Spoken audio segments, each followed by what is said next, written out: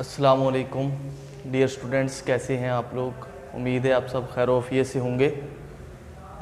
आज हम physics chapter number 10 start करेंगे। आप लोगों ने 9 चैप्टर जो हैं वो 9th क्लास में ऑलरेडी रीड कर लिए हैं, पढ़ लिए हैं। आप उनके बारे में बेहतर आपको पता भी है।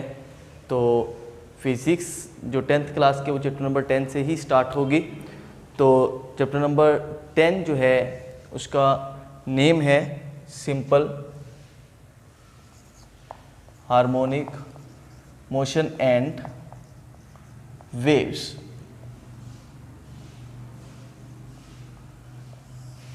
Simple harmonic motion and waves.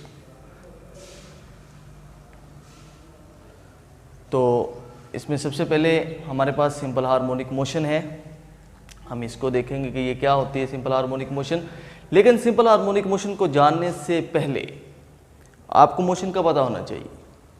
तो डियर स्टूडेंट्स, आप लोगों ने मोशन के बारे में चैप्टर नंबर 2 9th क्लास में इन डिटेल पढ़ा हुआ है कि मोशन की कितनी टाइप्स हैं। फर्दर आपने उनकी डिटेल जो है बहुत अच्छी तरह से 9th क्लास में रीड कर चुके हैं। मैं सिर्फ उनके नेम यहाँ पर लूँगा। मोशन में ट्रांसलेटरी मोशन है, रोटेटरी मोशन है, वाइब्रेटरी मोशन है, ट्रांसलेटरी मोशन की फिर आगे मज़ीद कई टाइप्स हैं, जिसमें सर्कुलर मोशन आप रीड की थी, रैंडम मोशन की थी, और आपने लीनियर मोशन को डिस्कस किया था। तो मोशन की टाइप में एक टाइप जो है वो है वाइब्रेटरी मोशन। अब वाइब्रेटरी जो मोशन है उसकी जो स्पेशल केस है वो हमारे पास है simple harmonic motion. In short इसको मैंने SHM से रिप्रेजेंट किया है, जो कि हमारा चैप्टर नंबर 10 का फर्स्ट पार्ट है, सिंपल हार्मोनिक मोशन। तो सिंपल हार्मोनिक मोशन, अब इसमें हम वाइब्रेटरी मोशन की टाइप मैं पहले बयान कर चुका हूँ कि ये एक वाइब्रेटरी मोशन की एक टाइप है। तो इसको मैं बयान करूंगा कि सिंपल हार्मोनिक मोशन होती क्या है। बेसिकली थोड़ा सा आइडिया देता चलूँ इसको टॉपिक को स्टार्ट करने से पहले। सिंपल हार्मोनिक मोशन में एक फोर्स जो होती है वो एक्ट करती है किसी बॉडी के ऊपर, और फोर्स के एक्ट करने से जो आपके पास ऑब्जेक्ट होता है उसकी लेंथ चेंज होती है। तो अब जो फोर्स एक्ट की है वो बेसिकली डायरेक्टली प्रोपोर्शनल होती है चेंज इन लेंथ के। अभी हम डिफरेंट एग्जाम्पल से इसको प्रूव करेंगे कि ये किस तरह से होती है। तो सबसे पहले आपकी जो बुक है इसमें 3 जो टाइप्स सिंपल हार्मोनिक मोशन की 3 एग्जाम्पल जो हैं वो मेंशन की हुई हैं। नंबर 1 हमारे पास है जिसको हम मैस स्प्रिंग सिस्टम भी बोलते हैं, और इसका दूसरा नाम है motion of mass attached to spring, जिसको in other words mass spring system भी बोला जाता है। Mass spring system. दूसरा हमारे पास है बॉल एंड बाउल सिस्टम, और नंबर 3 हमारे पास जो इसकी एग्जांपल है सिंपल हार्मोनिक मोशन की, जिसको हम प्रूव करेंगे, वो है मोशन ऑफ बॉब अटैच्ड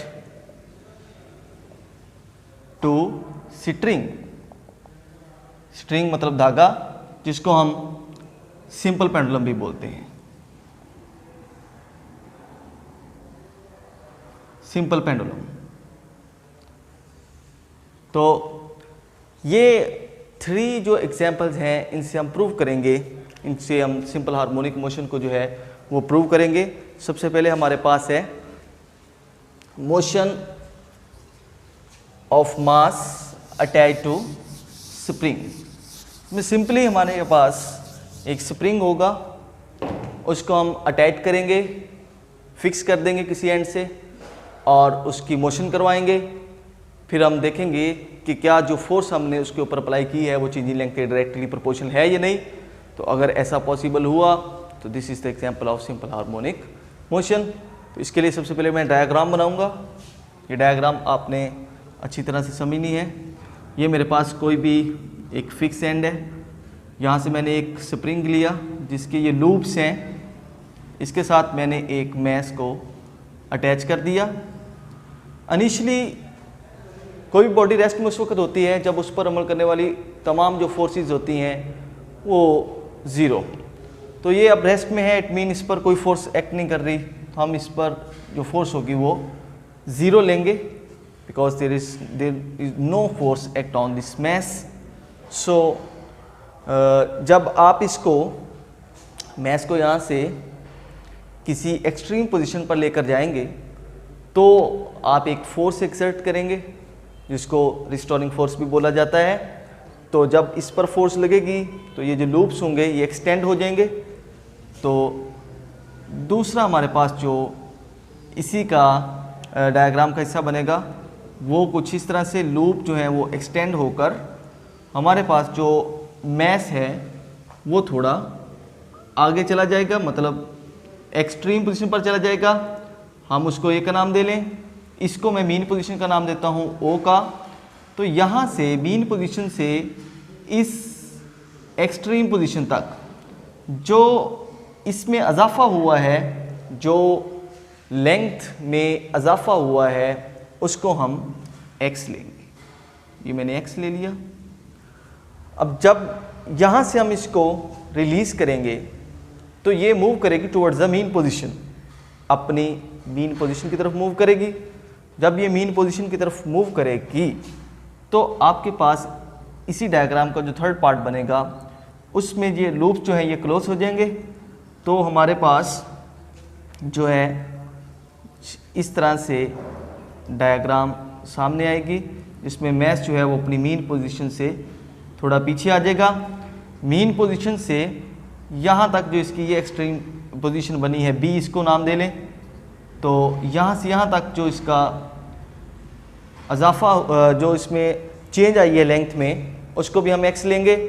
तो चूँकि ये आपके पास फॉरवर्ड है तो ये रिवर्स डायरेक्शन में उसका रिएक्शन कह लें, इसको हम नेगेटिव साइन से शो करेंगे। तो ये आपके पास मीन पोजीशन है। यहाँ से बॉडी फिर अपनी मीन पोजीशन की तरफ जाएगी, मीन पोजीशन से आगे, फिर पीछे, फिर आगे, फिर पीछे, मतलब टू एंड फ्रो मोशन जो है अपनी मीन पोजीशन के आगे पीछे जो है ये होती रहेगी। और ये वाइब्रेटरी मोशन की डेफिनेशन भी है, to and fro motion of a body about its mean position is called vibratory motion. ये मैंने सबसे पहले बयान किया था कि simple harmonic motion the special type of vibratory motion. तो अब यहाँ से हम कैलकुलेशन स्टार्ट करेंगे अपनी, कि जो फोर्स हमने एक्ट की है इस मैश के ऊपर वो डायरेक्टली प्रोपोर्शनल होती है चेंज इन लेंथ के according to Hooke's law. Hooke's law के मुताबिक जो फोर्स एक्ट करते हैं हम बॉडी के ऊपर, वो जो उसमें चेंज आती है लेंथ में उसके डायरेक्टली प्रोपोर्शनल होती है। तो मैथमेटिकली इसको हम लिखेंगे according to Hooke's law. According to Hooke's law F directly proportional X, अब ये रिस्टोरिंग फोर्स, ये भी इसकी रिस्टोरिंग फोर्स होगी। तो जितना ये फॉरवर्ड मूव किया है, बैकवर्ड में आया तो इसका रिएक्शन होगा, तो हम यहाँ पर -x लिखेंगे। भी यहाँ से हम इसको माइनस साइन को ख़त्म करें, इसको प्रोपोर्शनलिटी साइन को ख़त्म करेंगे तो F इक्वल आएगा k x, negative sign as it is यहाँ पर आ जाएगा। अब k इसमें जो है इस k को बोलते हैं spring constant. Spring constant, it's value depend upon the stiffness of the spring. इसकी जो वैल्यू होती है k की, यानी स्प्रिंग कांस्टेंट की, वो आपके पास जो स्प्रिंग है उसकी नोयत पर होती है कि जो स्प्रिंग आप यूज़ कर रहे हैं वो किस नोयत का है। बताता चलूँ कि अगर हार्ड स्प्रिंग होगा तो उसके लिए जो k की वैल्यू होगी वो लार्ज होगी, और अगर सॉफ्ट स्प्रिंग होगा तो उसके लिए जो k की वैल्यू होगी वो स्मॉल होगी। तो यहाँ से बड़ा इंपॉर्टेंट ये दोनों शॉर्ट क्वेश्चन बनते हैं, what is Hooke's law and what is spring constant. तो यहाँ से अगर हम स्प्रिंग कांस्टेंट की वैल्यू निकालें k की वैल्यू, तो k हमारे पास आएगा k is equal to -f/x। ये आपके पास स्प्रिंग कांस्टेंट का फार्मूला आ गया। अब न्यूटन सेकंड लॉ के मुताबिक जो फोर्स है उसकी जो वैल्यू होती है वो होती है F इज इक्वल एम में। ये हम यहाँ पर पुट कर देंगे F की जगह। So K is equal to minus ma/x। तो यहाँ से आपके पास एक्सोलेशन जो है ये इसकी वैल्यू हम निकालेंगे। जब एक्सोलेशन की वैल्यू निकालेंगे तो मेरे पास जो एक्सोलेशन की वैल्यू आएगी वो आएगी A इज इक्वल, ये x इधर आकर मल्टीप्लाई हो जाएगा kx और m इधर आकर डिवाइड हो जाएगा। अब ये नेगेटिव साइन a के साथ था, इसको ख़त्म करने के लिए दोनों तरफ नेगेटिव से मल्टीप्लाई कर दें, इधर माइनस आ जाएगा।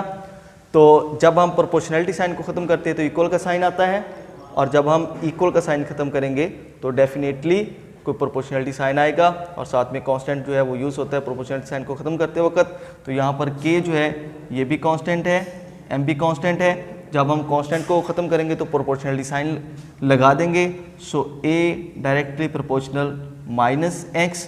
This equation show that when a force act on a body it produce acceleration, the magnitude of this acceleration is always directed towards the mean position। मतलब जब कोई नेट फोर्स किसी body पर act करती है तो उसके एक्ट करने से बॉडी में एक्सेलरेशन भी प्रोड्यूस होता है। वो एक्सेलरेशन जो होता है उसकी जो वैल्यू होती है, उसकी जो मैग्नीट्यूड होती है वो always directed towards the mean position, हमेशा अपनी वस्ती पोजीशन की तरफ ही रहती है।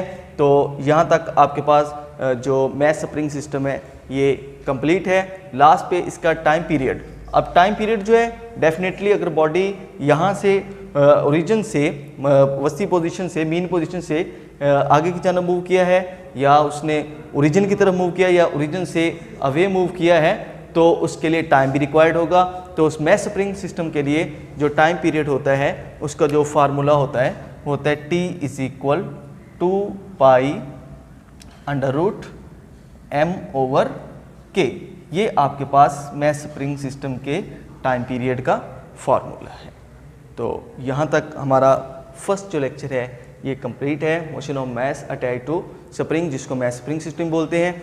ये जो है इम्पॉर्टेंट लॉन्ग क्वेश्चन है, सारा कंप्लीट लॉन्ग क्वेश्चन में आता है 4 नंबर के लिए। और यहाँ से 2 शॉर्ट क्वेश्चन, एक हुक्स लॉ ये भी शॉर्ट क्वेश्चन पूछा गया है, और spring constant most important short question. तो उम्मीद है आप लोग इसको जो है वो फॉलो करेंगे और इसको जल्दी से जल्दी याद करने की कोशिश करेंगे। अल्लाह हाफिज़।